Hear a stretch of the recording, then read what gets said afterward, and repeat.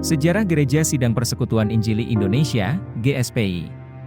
Sejak awal keberadaannya tahun 1950, GSPI telah terlibat di dalam melayani umat Kristen di Indonesia. Lembaga misi WEK memiliki peran sangat penting bagi lahirnya GSPI. Hal ini dimulai oleh peran seorang misionaris WEK di kota Kediri bernama Jerman di tahun 1950. Pada tahun-tahun berikutnya banyak misionaris WEK yang datang ke Indonesia ke tempat ini seperti John Capron, Walter Moore, Browning, Robert Johnson, Merkley Whitehead, Williams, Hendrick, Walton, Watson, Ross Watson, Jeff Gurleson, Chamberlain, Sparks, Cox, Carl Meyer, Paul Meyer, Stewart Moulds. Pada tahun 1957 misionaris WEK bernama John Capron dari Amerika masuk ke Indonesia tepatnya di Kertosono yang kemudian pindah ke Madiun Kota dan mengontrak rumah di Jalan Kenongono, 12.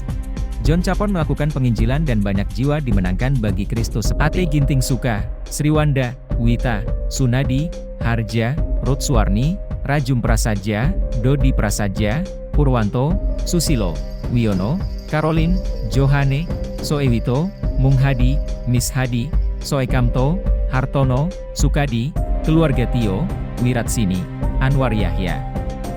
Jiwa-jiwa yang dimenangkan ini dilayani dalam persekutuan di Jalan Kenongono. 12 tanpa menggunakan identitas atau nama. Dalam perkembangan, persekutuan diberikan nama Persekutuan Injil Internasional atau PI. Nama ini bersumber dari nama Misi Worldwide Evangelisation Crusade atau WEC, yang dalam bahasa Indonesia berarti Persekutuan Injil Internasional. Persekutuan ini masih di bawah kewenangan dan tanggung jawab misi WEC. Orang-orang percaya dalam persekutuan yang ada bukan hanya dilayani secara rohani tetapi juga dilatih dalam sebuah kursus Alkitab. Dalam perkembangannya, kursus Alkitab berganti nama menjadi Sekolah Alkitab Ringkas Intensif atau SARI pada tahun 1967. Penginjilan yang dilakukan oleh John Capron dan rekannya Walter Moore bersama murid-murid SARI adalah dengan menjual buku dan membagikan traktat. Strategi penginjilan yang dilakukan adalah dengan dibagi dua-dua orang dan diperlengkapi dengan traktat. Alat peraga hati manusia untuk dibagi-bagikan dan diajarkan baik di pasar, terminal, dan juga stasiun kereta, serta tempat-tempat umum lainnya. Adapun pasar-pasar tersebut adalah di Padas bahkan sampai ke Cepu Jawa Tengah.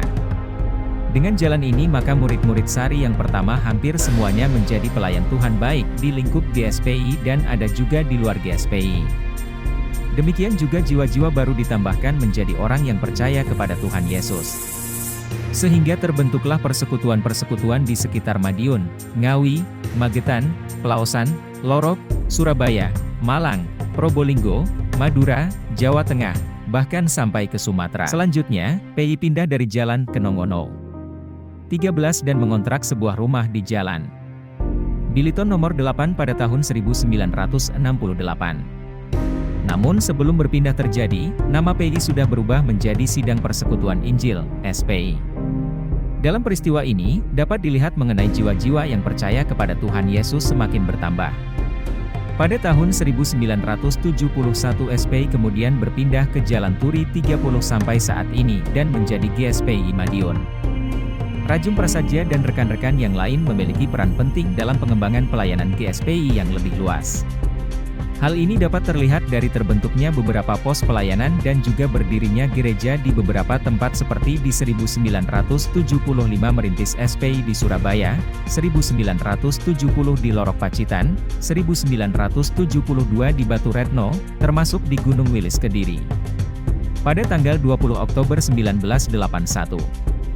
Rajum Prasaja juga memulai perintisan jemaat di GSPI Pematang Panggang Sumatera Selatan. Karena itu, 90% GSPI yang ada saat ini merupakan berkat penginjilan Rajum Prasaja, Surabaya, Malang, dan juga Probolinggo. Namun sayang, beberapa pos yang sudah dibuka mengalami kemacetan dan kemunduran seperti di Sokosari, Sembungan, Kresekan, Pancoran, Kuadengan, Karangjati, Karangsari, Munggung, Ponorogo, Ngerayun, Bodak, Sampang, Baratajaya, Gubeng Erlangga, dan Pogot Lama. Hal ini salah satu penyebabnya adalah minimnya tenaga pelayan. Karena itu, GSPI berusaha untuk menyiapkan calon-calon tenaga sepenuh waktu yang siap melayani.